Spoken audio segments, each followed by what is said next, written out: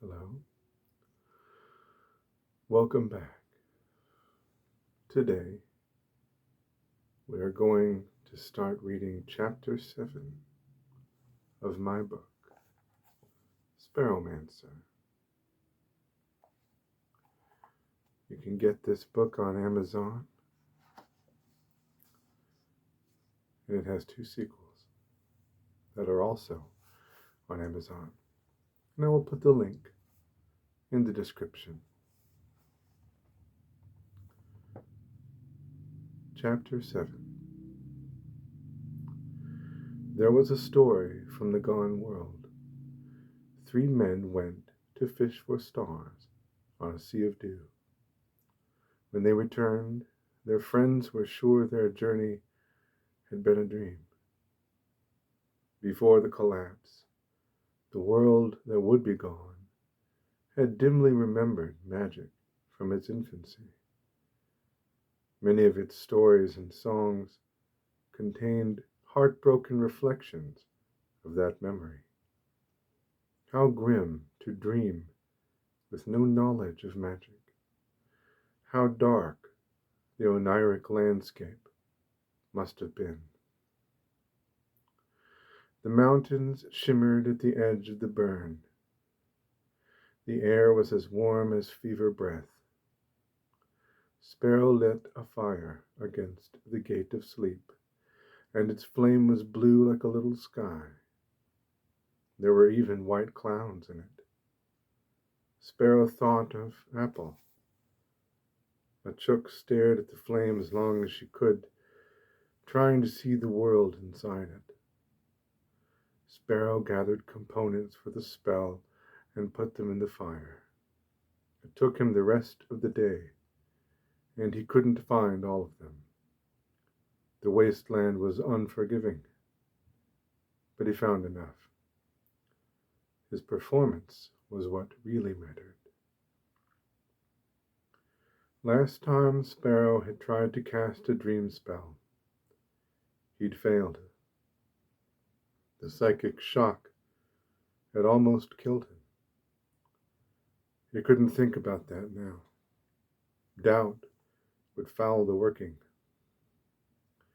He shouldn't have been trying any magic at all, while his last works were still affecting him, but he had to.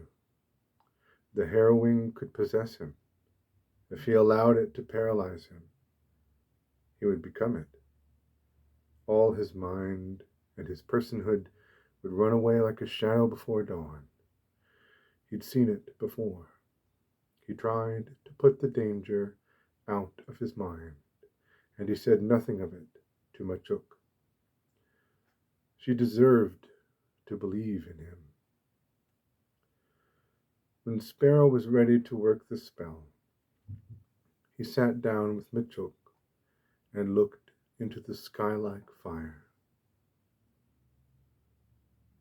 An aromaturgical effect, he said, pointing. That sky isn't real. It's a dream of the flame. Machine wizards and dreaming flames, Machuk said. Gates of sleep. Magic was never my sphere. I don't understand it. Did Lomep have magic? Sparrow asked. Machuk frowned. She seemed far away. He wondered what it was like in her mind.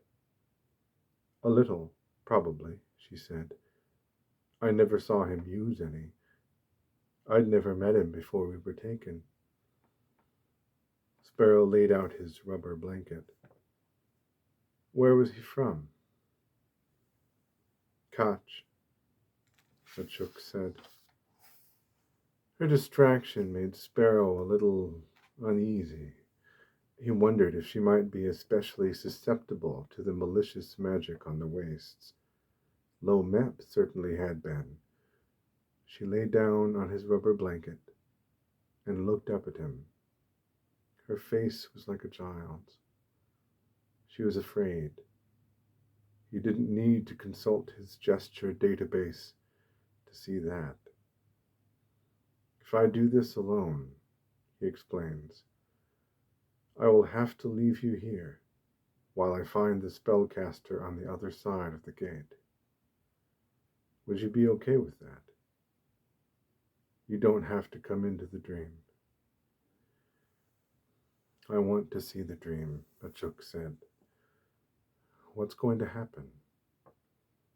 Sparrow thought that he should stroke her hair, but he didn't do it. That might not be right. He wasn't sure what their dynamic was, what she expected, who he was to her. Distance was probably better. I'll do the spell, and then we'll go to sleep, he said. What we see when we start to dream will be a combination of your mind, my mind, and the spellcaster's mind. It might be scary, but I'll be with you. Is a dream another world? Machuk asked. Sparrow searched her eyes, their gem-green depths like a hunting bird.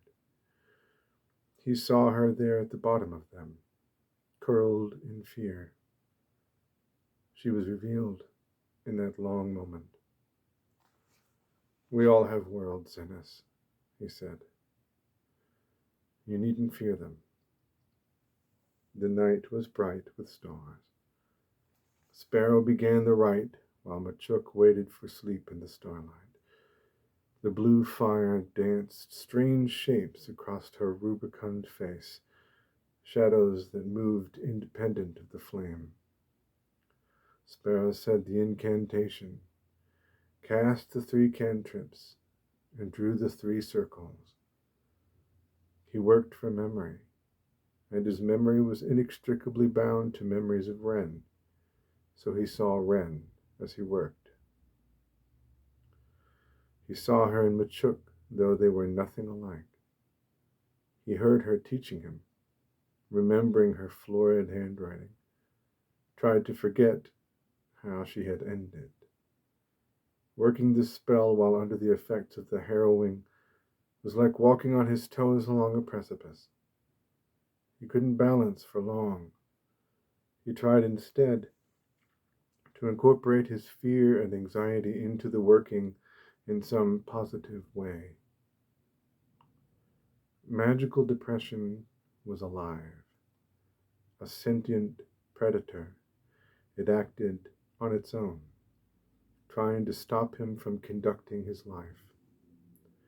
It had intentions, primarily to swallow all his will.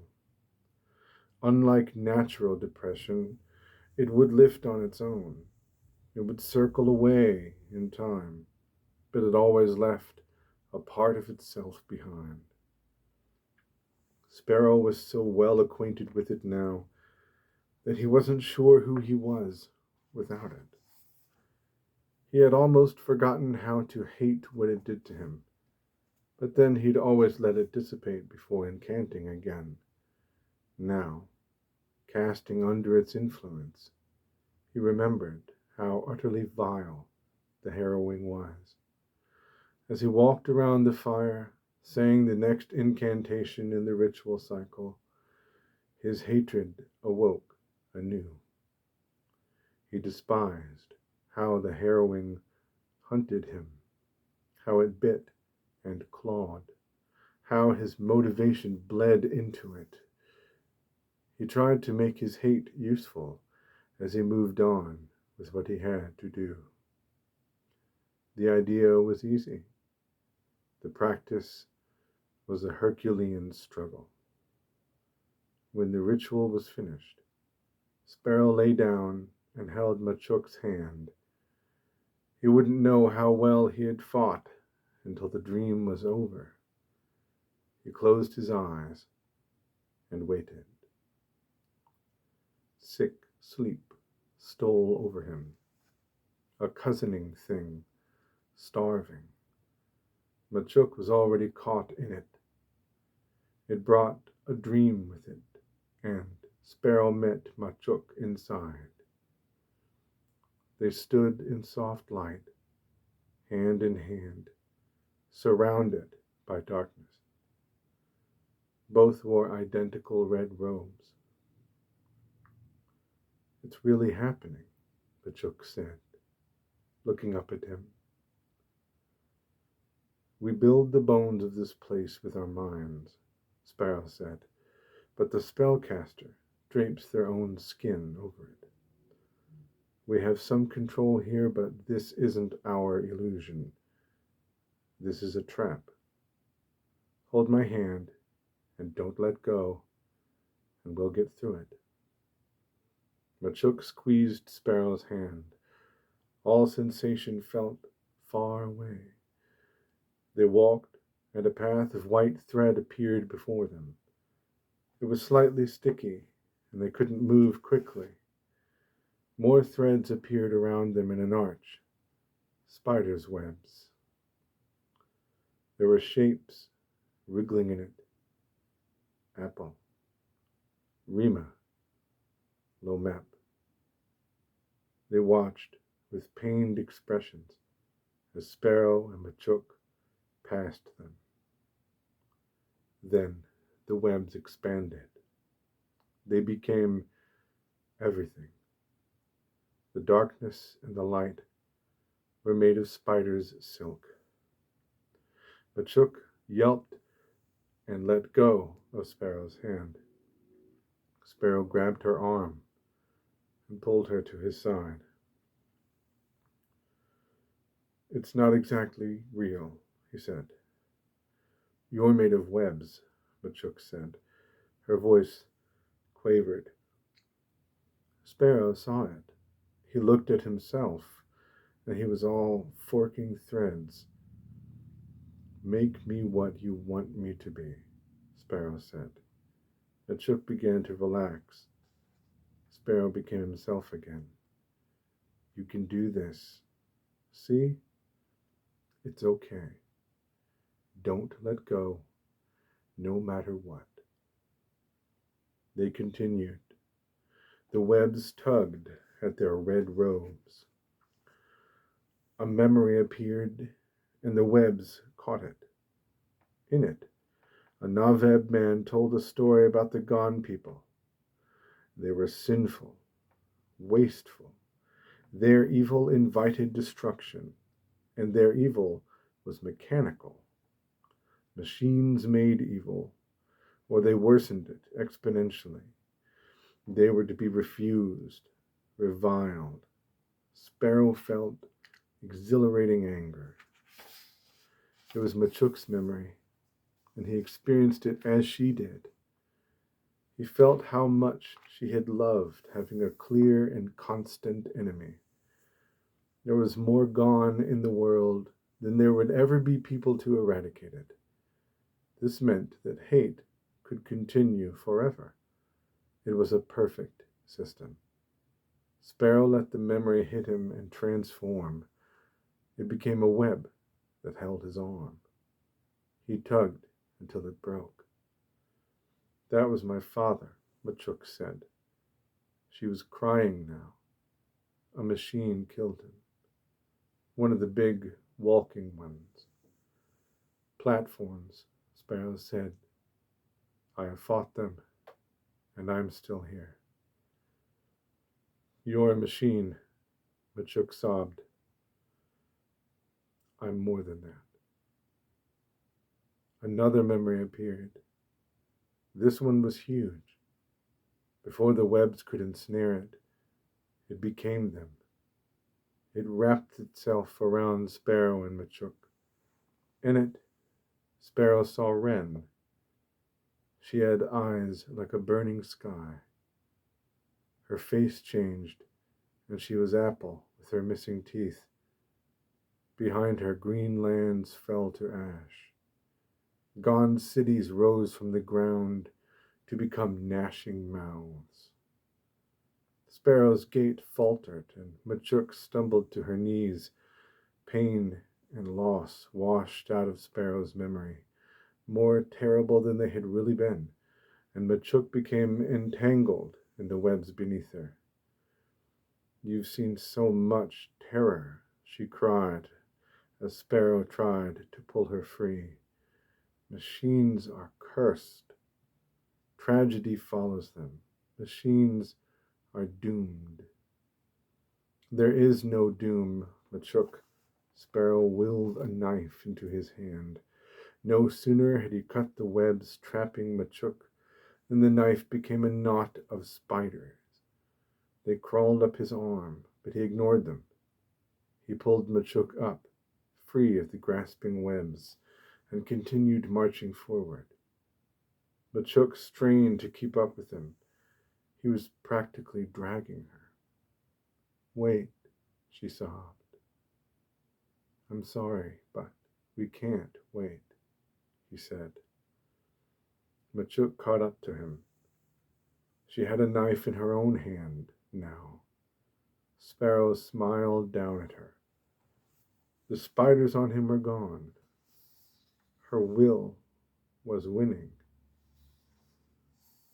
Now a new memory rose. It was an egg sac, swollen and pulsing.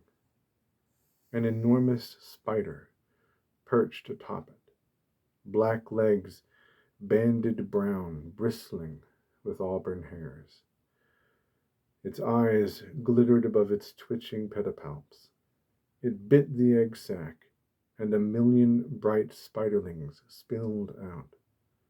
Each one was a fragment of the new memory.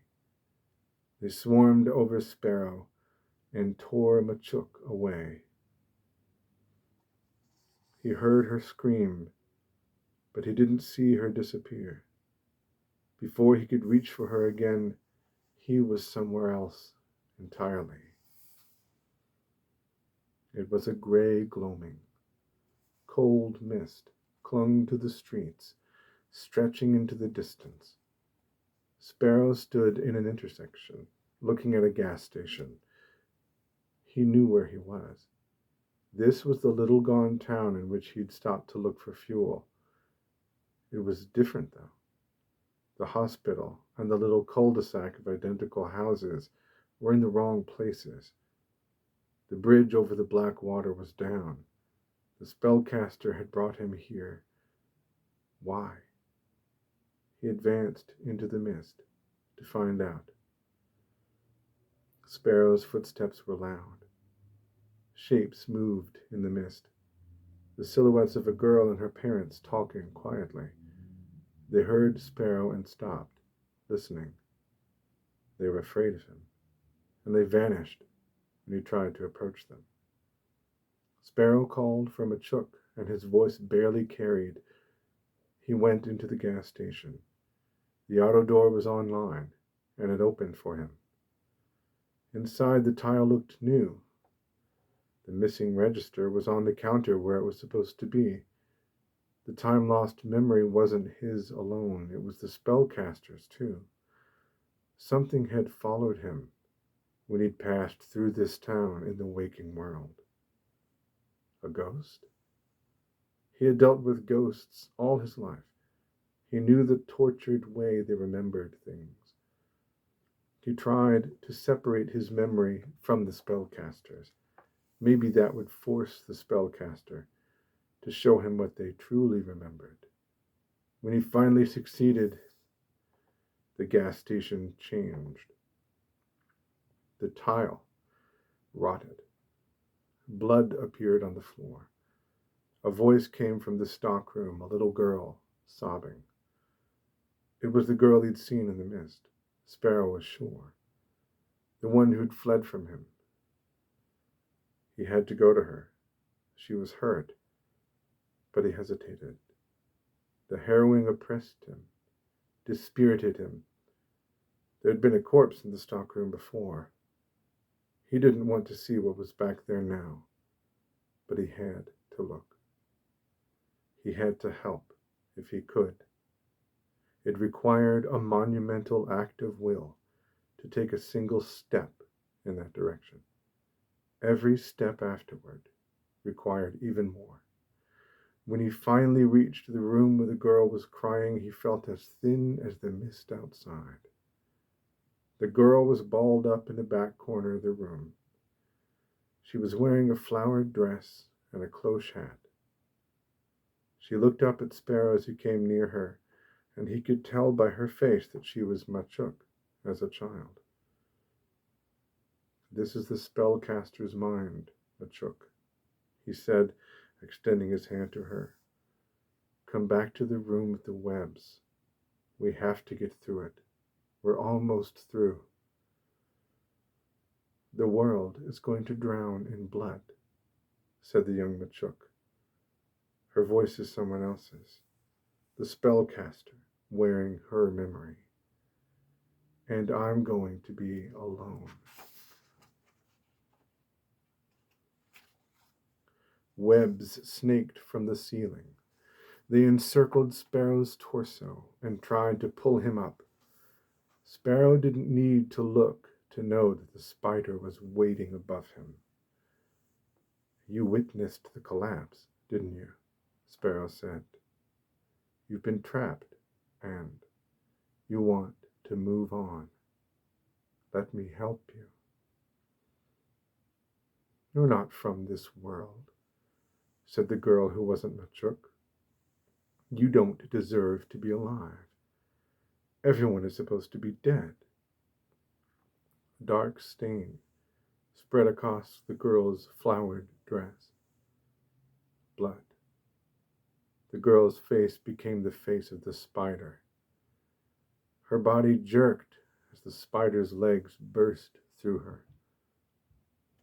"You can't go away from me, Andy. You came, and now you have to stay. Stay and be dead forever like me." Sparrow knew what to do. He should have stood his ground, but he ran instead. Out of the stockroom, out of the gas station, into the street.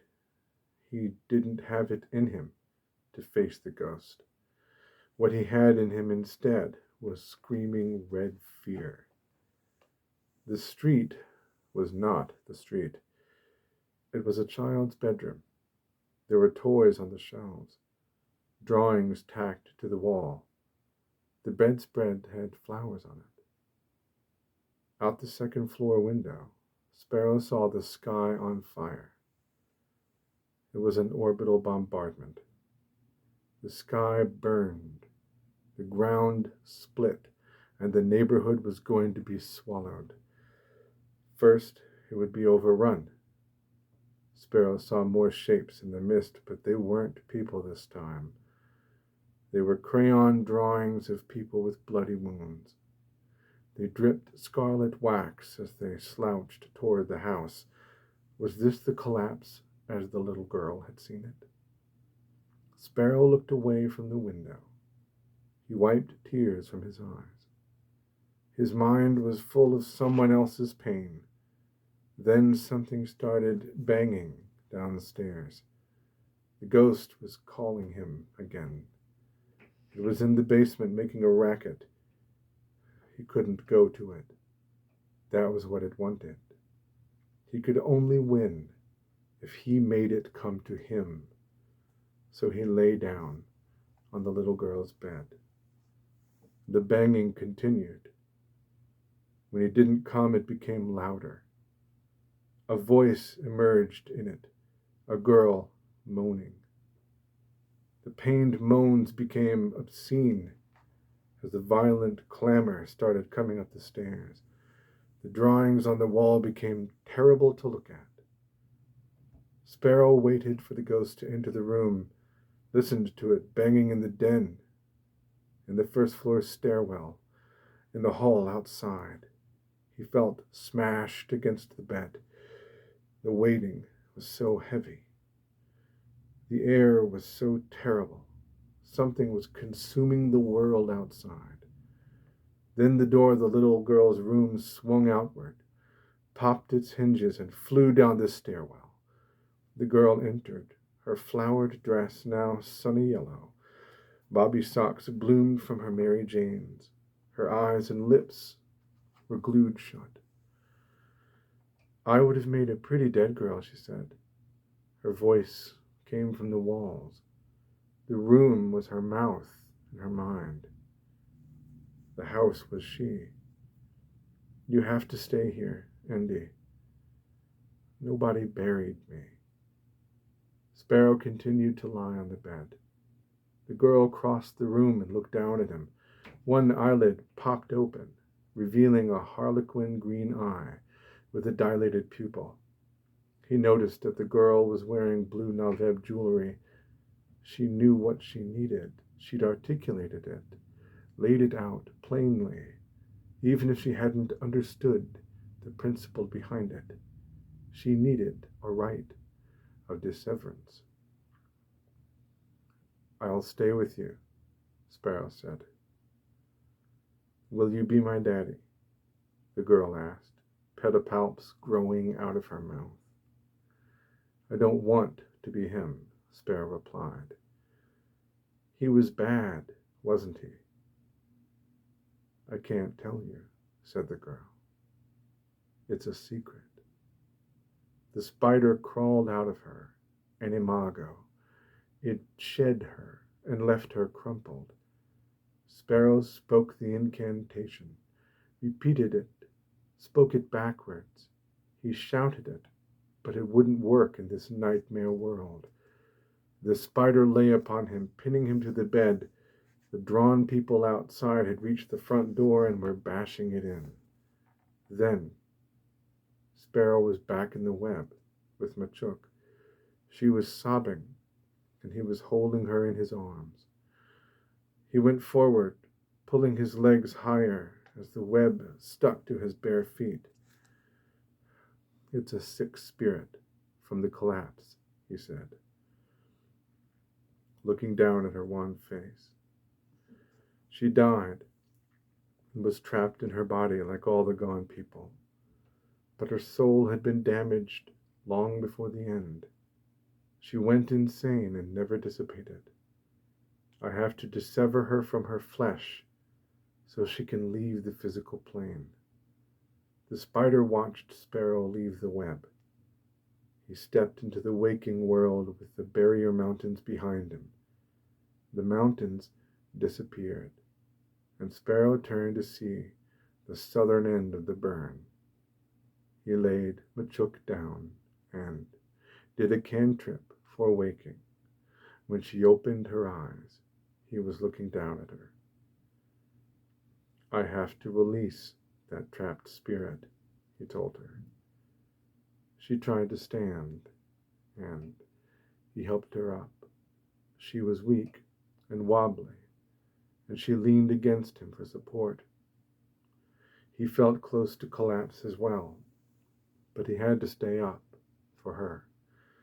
Weakness was a luxury. Machuk was innocent, and she couldn't afford it.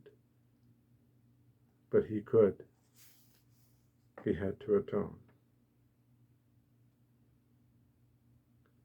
I said that backwards. I'm going to read it one more time. Machuk was innocent, and she could afford weakness, but he couldn't. He had to atone. Machuk tried to speak. Instead, she started to fall. Sparrow helped her to the ground. He retrieved his hoverbike, his rubber blanket, his firelighter. He lit a fire and propped Machuk up on the pillow of lost pants. Then he sat with her until he was sure she was asleep, naturally this time. The beach stretched away from them. The sea lapped at it, waves heaving, drawing the strand line. Sparrow stared at the water and thought about what he had to do next. When he couldn't keep his eyes open anymore, he lay down on the bare ground and let ordinary sleep wrap him tight in its silver silk. He dreamed of moths gathered around a crown of fire, lost looking for the moon, burning slowly as they circled. And he dreamed the glued coffin face of the spirit who'd cast the gate of sleep, the lost girl trapped in the physical realm trying in vain to find her way to the land beyond. "You have to stay here, Andy," she said as his dream changed into a nightmare. "You have to stay here with me." That is the end of chapter 7. Right on cue, a siren. I don't know if you can hear it. I hope not. If you can, I hope that it's not too distracting. I know this wasn't a very relaxing chapter, but I hope that even if you weren't relaxed, you enjoyed it nonetheless. Next time, we will begin chapter 8. Thank you, as always, for listening, and I will see you in the next video.